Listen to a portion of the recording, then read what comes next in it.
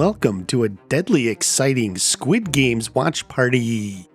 Now, Squid Game is the phenomenon from South Korea that has taken the world, or at least the world of Netflix, by storm. It has as many twists and turns as it does of violent deaths. And since the first episode alone has a body count higher than Rambo, you feel more enthralled than ever. You can't look away. This is must-see binge TV. Who's doing this and who's going to win? And of course, a pure joy of any show is when twists and turns aren't thrown in randomly for shock value or to subvert expectations, but instead they are foreshadowed along the way and make sense for both the characters and the plot. So let's look at some of the biggest clues and secret meanings and see what we can unlock on the way. The show opens with a flashback to Gi-hun's childhood memory of playing the Squid Game. This is also probably the single most obvious clue. The fact that the show opens with an explanation of the Squid Game and the series is called Squid Game was a big tip to even the least perceptive fans that the Squid Game would be the final game in the competition. Gi-hun is a grown man living with and off his mom. He can't afford to support or even see his daughter, and whose mother remarried and plans on moving to America. He's failed at business and in massive debt to the mob. He even has to steal money from his mom to go bet on horses to win enough to cover his debts and to buy a present for his daughter. Stealing from his mom shows his desperation, and the betting on horse races is the first clue to the same nature the VIPs have for the game, except they bet on people. Gi-hun wins 4.56 million won, which will also be his number, 456, as well as his final winnings times 10,000. 45.6 billion won. The show doesn't focus on how Gi-hun allowed his personal situation to spiral so out of control. After learning that his ex is moving to America and taking his daughter along, you empathize with him. You want him to be able to afford to keep his daughter around. So when the salesman shows up, the opportunity almost appears too good to be true. The salesman gives Gi-hun the choice between red and blue, and this is a strong hint that he could either be a contestant or a worker guard. As all the guards wear red and appear to be just as trapped as the contestants, the only question is how much are the red workers earning for all this? Is it just 100 million won, the amount for each contestant? Plus, if it was a 50-50 chance, then presumably there would be as many workers as there are contestants, around 450. It doesn't seem like there's quite that many workers, though we don't know for sure. Well, as it turns out, that popular theory is false.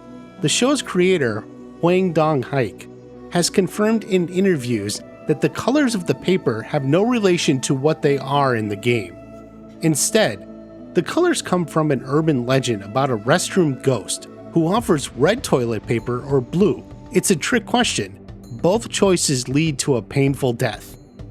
My recommendation, if you're ever in South Korea and sitting on the toilet, use a bidet.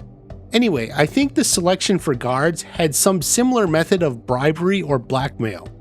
Only certain people got the choice to be a guard, perhaps depending on their debt.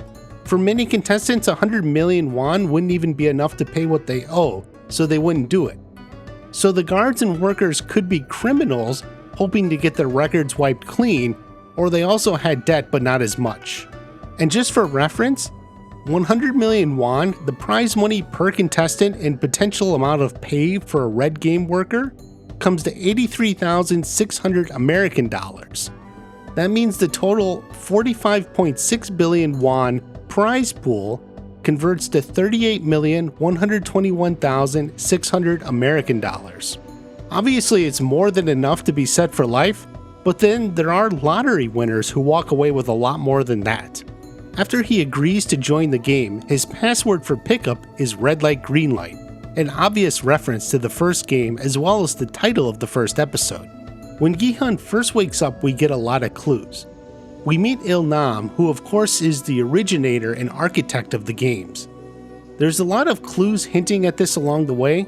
First off, he is obviously number one, implying that he was the first person to join. When Jun-ho is investigating the games later on, we see the records of all the players and they begin with number 1. But when he opens the 2020 games book, it starts with number 2. a clear indication that Il-nam is not an actual player in the games. Another interesting point, this record of the players had to be produced sometime after the first game, and presumably after half had already died. Note that each record has the picture of the player on the sheet. Since they are awake, it had to be when their pictures were taken. Also of note, this was Gi-hun's for the floor, but his picture in the official record was just before that. It appears they took 2 photos without the player knowing. Maybe they wanted a more neutral image for the player record, sort of the way the government IDs usually require a more neutral look. But as for Il-nam, his almost giddiness in proceeding after watching almost 200 people get blown away is a clear sign that he isn't fazed nor even surprised by what happened. His familiarity with the games like Tug-of-War, and that the marble game was played in an area that resembled where he grew up, is a deep clue that he has a connection to what's going on. Notice when he reaches the gate that he claims is just like his house, it has the symbols on the corner. As for the honeycomb game, there's a question why he picked the star. Since he knows what the game is, wouldn't he choose an easier shape like the triangle? But to understand, remember his motivation. He wanted to enjoy the games, not sweet walk through them on easy. The star is a doable challenge, but not near impossible like the umbrella. Il-nam was picking the hardest one he thought he could still do. Other important clues. It's likely Il-nam wouldn't have fallen if they lost the tug-of-war. In the final shot we can see everyone chained to the rope, but the locks appear to be gone on him. Also, look right here. See that huge gap? His wrist can slip right out of that. Compare that to everyone else. The chains are tight around their wrists, connecting them to the rope. Il-nam's is so big perhaps the lock came off already, so that he could slip right out. Also, during the red light green light game, as the creepy robot is scanning all the people, they have a slight green outline, but he doesn't, nor even the woman next to him. It implies there was a protective circle around him. Since the glass game was way too random and unpredictable, there was no way Il-nam could participate. So he likely intended the pairings of the marble game to be his way to exit. He was going to be the odd one out and was taken away. When he was gone, everyone just assumed he was killed. His losing control, like where he appeared to have wet himself, may have been an act. He's wet here, but there's an empty water bottle. At least that's a popular theory. The previous night we specifically saw Gi-hun with an empty water bottle while trying to help. Further, his senile actions would convince everyone not to partner with him. He made no attempt to find a partner. It was only when Gi-hun offered to partner with him, something he did not expect, did he agree. He was clearly touched by the offer and gentle kindness from another person, especially in such a horrid situation. But since Il-nam had to exit to avoid the glass game, Gi-hun ended up as the only person who couldn't lose. Of course, he didn't know that and had to deceive. A major character moment for him. Also, after Il-nam lets Gi-hun win, he walks away and we see the guard come up and shoot. While he was standing next to the gate here, in the wide shot, he's gone. This is a strong indication the comic book rule of death applies. If you don't see someone die, then they didn't actually die. The story of Jun-ho is very key for the series and could be pivotal for future seasons as well. He steals a uniform to go undercover as a worker of the games. It's worth noting the red-clad workers have 3 designations each, based on the shape on their helmet. The circles are the staff and workers. They're the ones running the computers and cleaning up dead bodies. The triangles are the guards. They have the guns and eliminate contestants who are out. The squares are the managers. They seem to have a little more authority and can make some decisions. They also oversee everyone else to make sure everyone is in line. It's been widely noted the shapes resemble the controller of a PlayStation, and they absolutely do.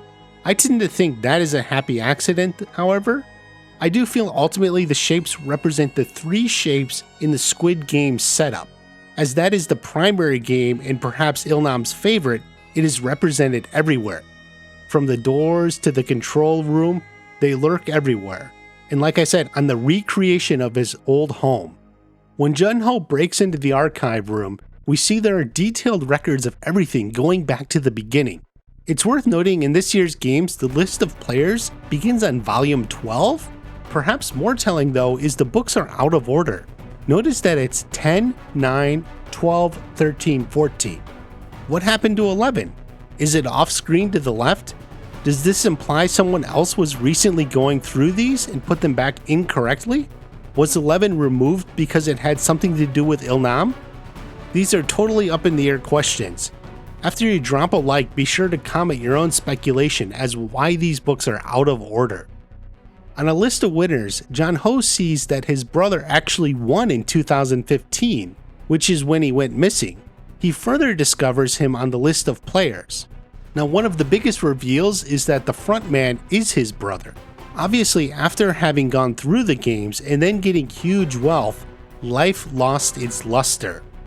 He was in a situation similar to Ilnam when he created the games altogether. He needed something different to capture his attention. Obviously, he decided to come back and work as the frontman, presumably replacing whoever had the position previously. This also explains why the frontman is dead set on keeping the games fair. This is why he even killed Byung Gi, even though it's not entirely clear he broke any rules.